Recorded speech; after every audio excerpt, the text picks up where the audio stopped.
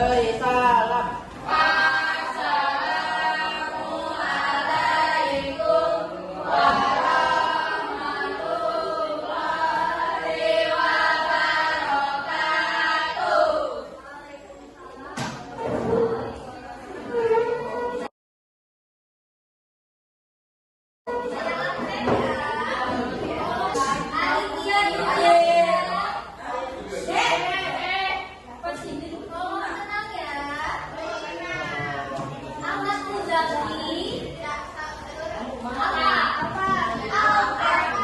Apa ya?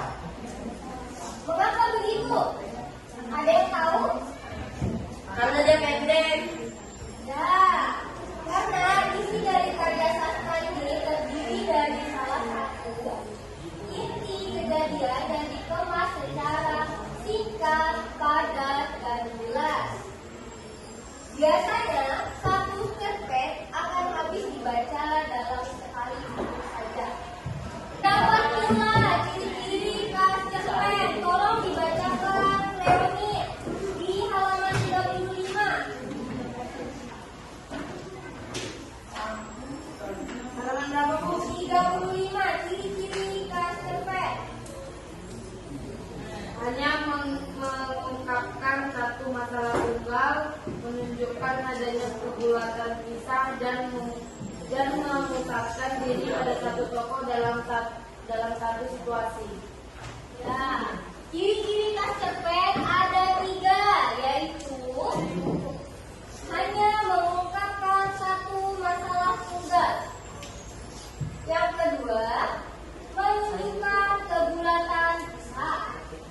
Yang ketiga, memusatkan diri pada satu tokoh dalam satu situasi. Terdapat pula ciri-ciri umum cerita pendek. Cerita pendek tidak memiliki alur. Cerita yang rumit, kejadian alur, dan penempatan cerita umumnya hanya satu. Cerita pendek juga hanya memiliki jumlah tokoh yang terbatas, serta waktu penceritaannya yang sangat singkat. Cerita yang cukup panjang di dalam cerita pendek cenderung memuat unsur-unsur suasana dramatis serta memiliki pengantar setting. Bagian akhir dari cerita pendek merupakan penyelesaian dari permasalahan. Biasanya jumlah kata dalam cerpen berkisaran 1.400 hingga 2.300 kata. Terdapat pula tema dalam sebuah cerpen lebih jelas karena peristiwa-peristiwa dalam cerpen dipilih dengan cara teratur. Karikatur adalah cerita yang melebihkan atau menonjol dan tampak sebagai mozaik. Sebuah pesan pendalaman terhadap pesan dilakukan di dalam cerpen. Ya, seperti tadi, jumlah kata dalam cerpen berkisar antara 1.400 kata hingga 2.300 kata. Terdapat struktur dalam cerpen. Kaisar, tolong disebutkan strukturnya apa saja? Abstrak, orientasi, motivasi, evaluasi, evolusi, dan kode. Ya. Di dalam struktur cerpen terdapat abstrak, orientasi, komplikasi, evaluasi, resolusi, dan kode.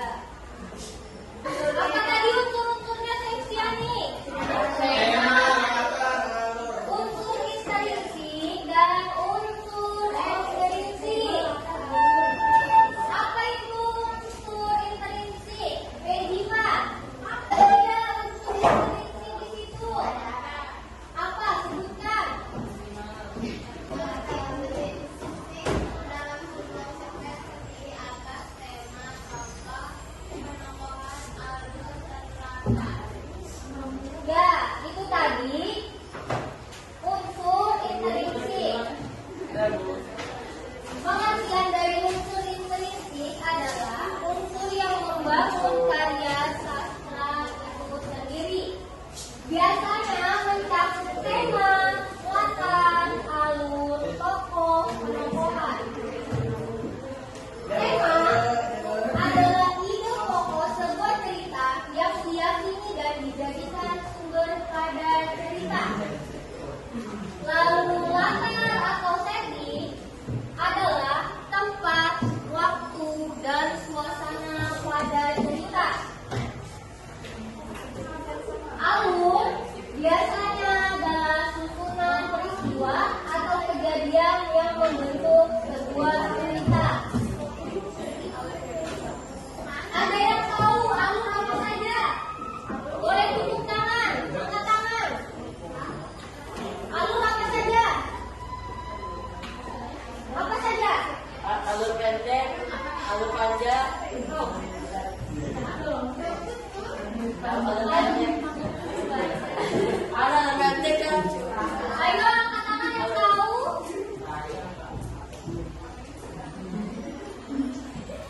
Tidak ada yang tahu? Jadi alur itu ada 3. Alur maju, alur mundur, dan alur campuran. Terdapat alur cerita pendek.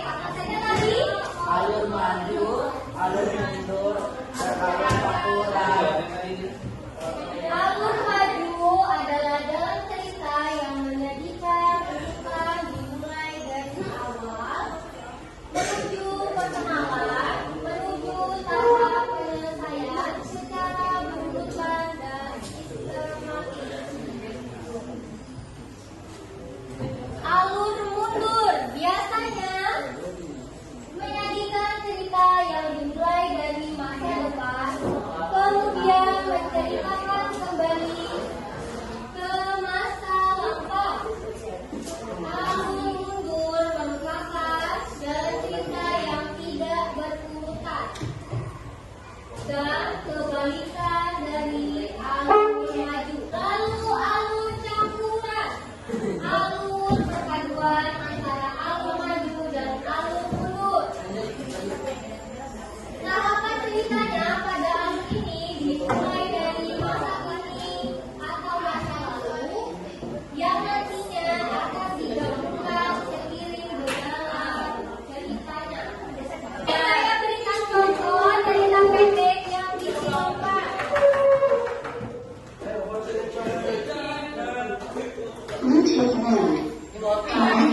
Saksikan bersama ya.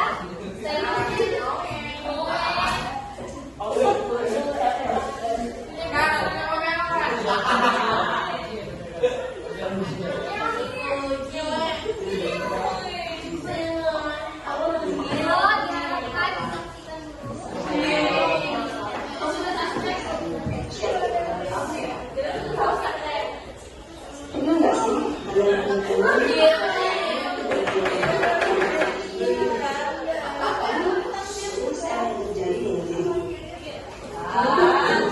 aku juga seorang sahabat dengan meski sampai seorang kekasih kami kenalan berjalan bulan dan disitulah memang aku dan dia cocok banget sampai beberapa dan